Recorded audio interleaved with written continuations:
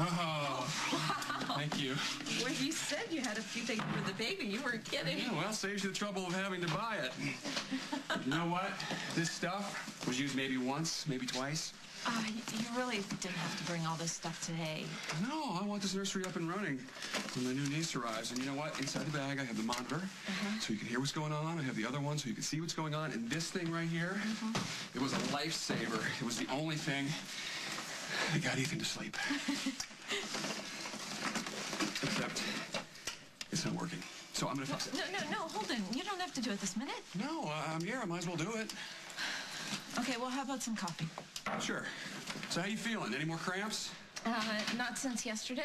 And Dr. Schiller said that I still have a few more weeks. You know what I think? I think maybe you should try and get away for a week or two. You know what? It would be good for you. I don't know. No, with all this going on, you could take Mama. I could even make the arrangements for you. Boy, you're not too obvious.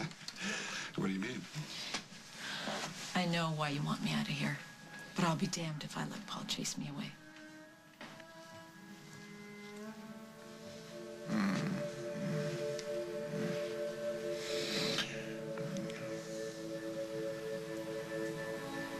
Hey, Meg. Will you get back?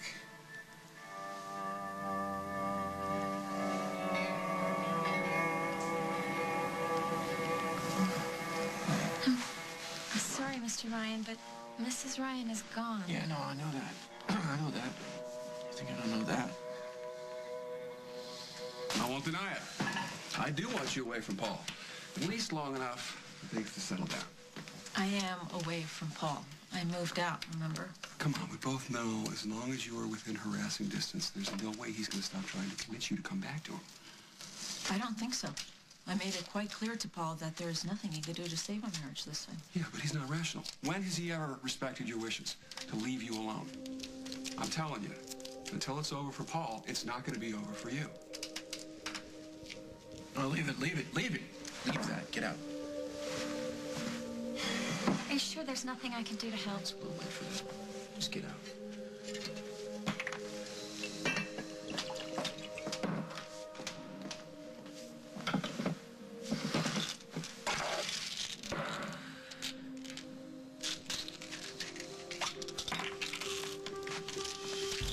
Stop being a bigger fool than you've already been.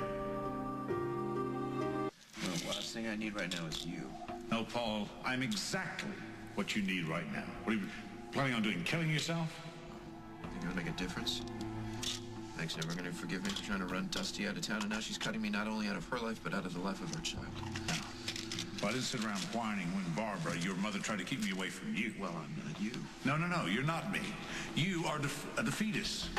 And you're losing the best thing. You're losing Meg. The best thing that ever happened in your life. You're standing back and letting her go. And you know what the worst part of this is? Since you're dead, I don't have anybody to blame for this but myself. So why don't you quit moaning and pull yourself together? Really, what's the point? Meg's gone. There's no hope. Paul, there's always hope. As long as you're alive, there is hope. Your life is precious, Sermon, please. I'd gladly trade places with you. No, trade places. You want to trade? Instead of wanting to trade places, why don't you listen to me? Take some advice. I can help you. Oh, really? That would be a first. Hey, you want my advice or not? What kind of advice? On how to get your wife back. Look, I know I've been blinded by Paul's faults in the past. You most certainly have. But something finally shifted inside of me when I found out that he lied about Josie. To know that he thought that he could use his sister's memory in that way, I don't know, I guess that's when I finally realized that he never changed and he never will. Yeah, well, just remember that when he comes begging for another chance. I will. I finally know how disturbed he is. I just hope he could get some help for his sake. Well, if he does get help, it's going to be an uphill battle, and I'm not even sure it's going to work.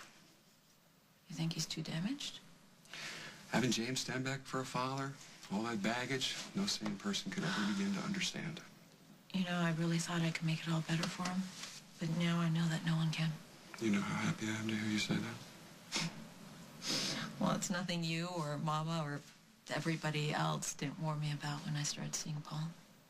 I just wasn't ready to let him go. And you're sure you are now? Yeah. And this time, I'm not changing my mind. Now, there's There's a real woman, Paul, a woman worth fighting for. You said you were going to help me get her back. So far, I haven't heard any of your bright ideas. Oh, a few minutes ago you wanted to kill yourself. Now you want to listen. Good. Let me guess. Classic Stenbeck, right? I'm going to hold her against her will. Better yet, I'll hypnotize her. Hey, cut the theatrics, Well, then Paul. tell me what to do. Change your strategy. Reverse your strategy. You've been having your enemies running around wild goose chases. Keep Meg away from your enemies. Get her all to yourself. She's never going to go for that. Not now. Oh, yeah, she will. She will if the stakes are high enough. What does that mean? Well, you know, maybe you're on the right track. Maybe I made a mistake in trying to stop you earlier. Right, you tried to talk me out of killing myself, but now you think it's a great idea. Yeah, well, before you were just trying to get out of your own misery. You had no objective. But now you want Meg back. You can get her back. The question is, do you have the guts to really go for it?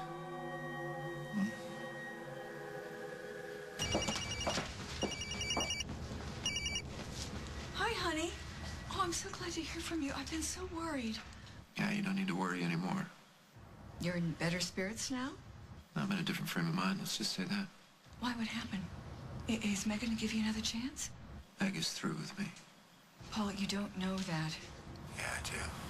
But you know, Mom must know why I called. Just kind of wanted to hear your voice. Say thank you.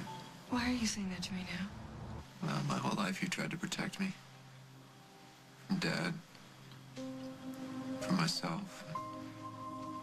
I don't always act like it, but I just want you to know that I'm grateful. Paul, you're scaring me. I love you.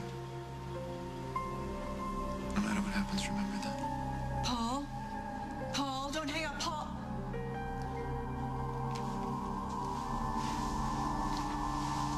Played like the true son of a Stenbeck.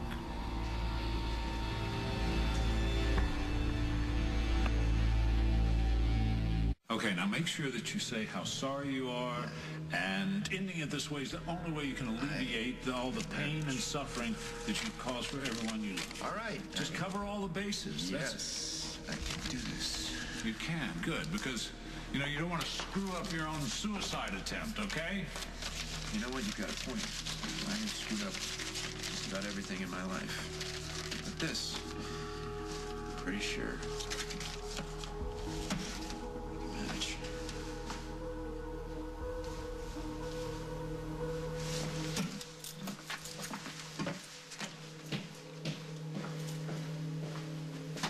I hate to say it, but some things cannot be fixed. Don't I know it? I'm talking about the swing.